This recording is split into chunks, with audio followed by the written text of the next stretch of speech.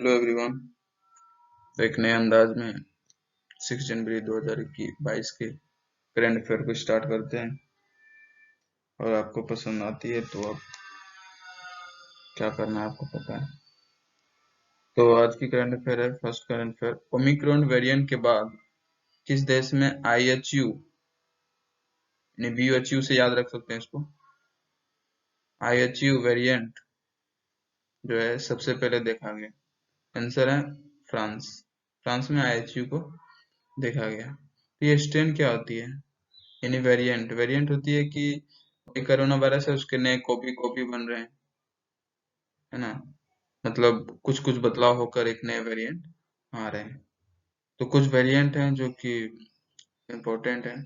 Alpha variant, alpha beta gamma यानी alpha UK, beta South Africa, gamma Brazil और last में delta कहाँ है, इंडिया में।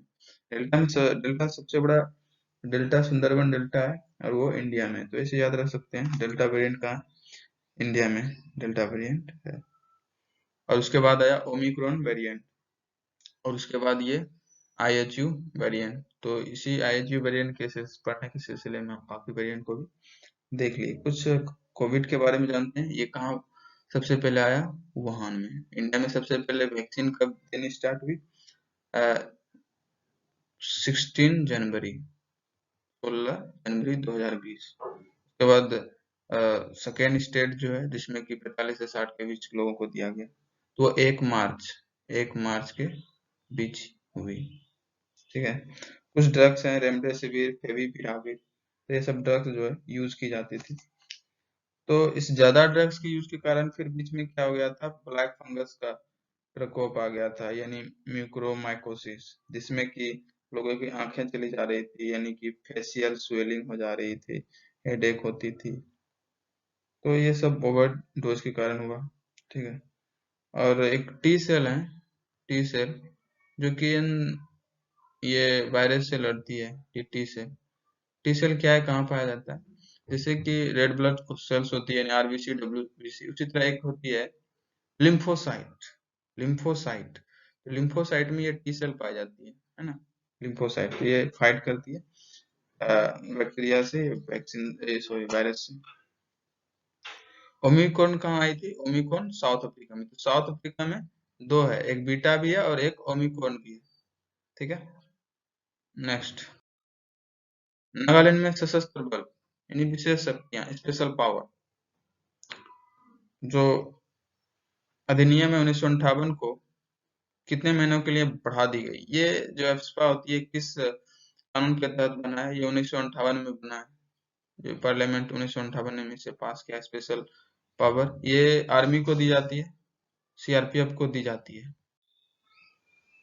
तो ये लॉ में क्या होता है कि आर्म फोर्स को स्पेशल पावर दी जाती है तो वो किसी को अरेस्ट कर सकती है बिना किसी वारंट के, उसके घर में तलाशी कर सकती है। ठीक है। तो ये सारी पावर दी जाती है।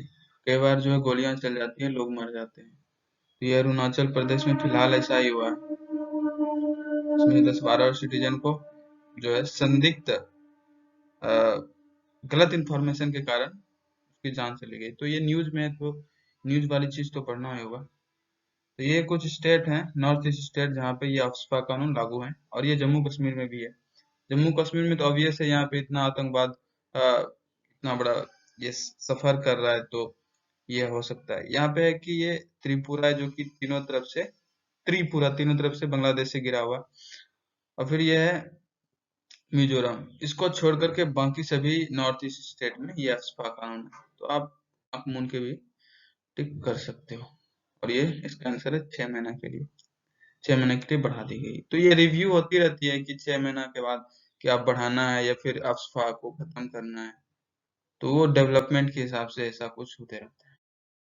अगला है विश्व युद्ध अनाथ दिवस यानी ऑर्फेन डे। ऑर्फेन डे कब मनाई जाती है, 6 जनवरी को मनाई जाती है। ये स्टार्ट क्यों हुआ, क्योंकि युद्ध के जो शहीद हो जाते सिपाही, उसके बच्चे अगर अनाथ हो जाते थे तो उसकी देखभाल के लिए। ठीक है। तो ये 6 जनवरी को अवेयरनेस जगाने के लिए लोगों में कि जो भी संस्थाएं हैं या फिर लोग हैं आगे आए और इन बच्चों को इसकी बचपन को एक सुनहरा सुनहरा अवसर में बदले, है ना। तो ये यूनिसेफ दुनिया का सबसे बड़ी संस्था है, जो कि United nation children funds United nation children funds ये वर्क करती है बच्चों के लिए। मात्र सबसे बड़ी और समर्पित संस्था है। ठीक है, यहाँ आप लोगों देख रहे हो, ये बच्चे हैं, है ना, ये बच्चे हैं। तो यूनिसेफ बच्चों के लिए वर्क करती है, बच्चों के वेलफेयर के लिए वर्क करती है। और बच्चे देख रहे हो बैग लेकर है, तो अब क्या क्या करती होगी यूनिसेफ, सोचो। देखो ये हर कंट्री में इसकी जो है ब्रांच है, इंडिया भी इसका मेंबर है। ठीक है, तो ये बच्चों के जैसे अभी वैक्सीन देना है बच्चों को, तो उसका भी ये काम इस करेगा। फिर बच्चों की जो अस्पताल है, ठीक है, बच्चों में कोई बीमारियां अस्पताल है, तो वो सारी वर्क करेगी, उसकी खाना, उसकी ये पढ़ाई, ये सारे के सारे बच्चों को ओवरऑल डेवलपमेंट के लिए वो वर्क करती है। इंडिया मेंबर है, यस। जो भी मेंबर स्टेट होती है वो इसको फंडिंग करती है, पैसे देती है, और ये पूरे दुनिया में इन बच्चों के लिए वर्क करती है। ठीक है, तो इसकी स्थापना कब हुई? 1940 में, 1946 में। ठीक है, तो और दूसरी बात कि इसकी जो मुख्यालय हेडक्वार्टर है, ये न्यूयॉर्क है। ठीक है, ये न्यूयॉर्क है हेडक्वार्टर। ठीक है, तो नेक्स्ट है कि कल्पना चावला सेंटर। हाल में रक्षा मंत्री राजनाथ सिंह ने Kalpana Chawla centre for research and technology का उद्घाटन किया। तो ये किस विश्वविद्यालय में, किस यूनिवर्सिटी में किया गया? चंडीगढ़, चंडीगढ़ यूनिवर्सिटी में किया गया। तो ये कल्पना चावला कौन थी? ये एस्ट्रोनॉट थी, अमेरिका की तरफ से। ये अमेरिकन नागरिक भी थी इसकी। ये स्पेस में गई थी, है ना। ये सो कॉल्ड रॉकेट जो है, स्पेसक्राफ्ट, ये क्या करती है ना कि जैसे अर्थ का एटमॉस्फेयर, स्ट्रेटोस्फेयर, ट्रोपोस्फियर, जो भी 4-5 लेयर है अर्थ को, उसको जब ये पार करती है तो वहां से स्टार्ट क्या होता है? स्पेस। तो क्या करना होता है, यहाँ से जो छोटा रॉकेट इस स्पेस को पार करते करते करते करते कहीं समुद्र में लैंड हो जाना है ना। ये पैराशूट के मदद से लैंड हो जाता है। समुद्र में क्यों होता है? क्योंकि आप अगर जमीन पे लैंड होते हो तो चोटें आ सकती है या कुछ भी हो सकता है, दुर्घटना हो सकता है, इसलिए पानी में लैंड किया जाता है। ठीक है, इंडिया भी प्लान कर रहा है कि हम अपना आदमी के साथ जो है स्पेस क्राफ्ट भेजें, मैंड मिशन। तो मैंड मिशन कब लॉन्च होने जा रहा है? 2022 में। इसका नाम क्या है? गगनयान 3। चंद्रयान 3 से आप कंफ्यूज नहीं करिएगा। चंद्रयान 3 क्या है?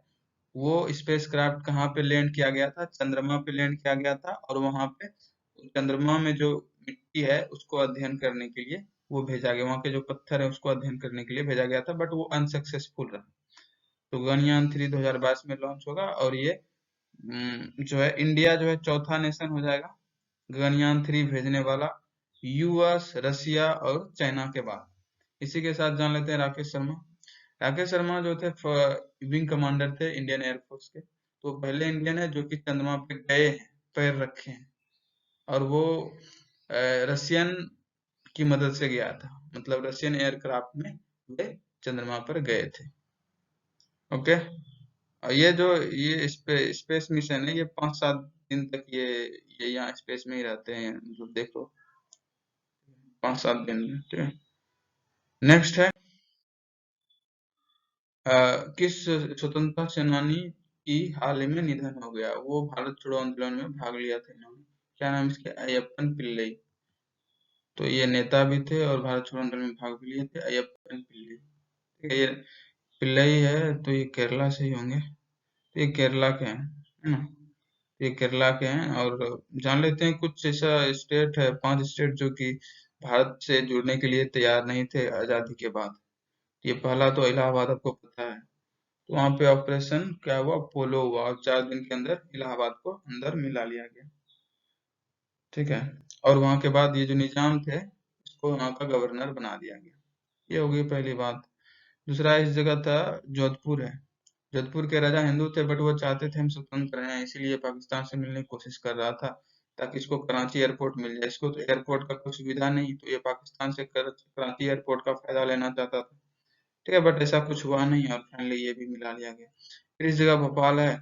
भोपाल के राजा मुस्लिम थे, तो वो चाहते थे कि हम, ये जिन्ना के दोस्त थे तो चाहते थे हम अलग रहे। कहाँ से रह सकता है अलग यार? ये भारत के बीचों बीच में है, ये पाकिस्तान आएगा यहाँ क्या तुम्हारे लिए? तो ये फाइनली इंडिया में मिला लिया गया। और फाइनली आपका ये त्रावणकोर है, ठीक है। त्रावणकोर तो यहाँ के लोग ने विरोध किया, फिर यहाँ तुरंत मिल गया ये भारत में। फिर ये जम्मू कश्मीर, ये पता ही है आपको। तो नेक्स्ट स्लाइड के बारे में बढ़ते हैं।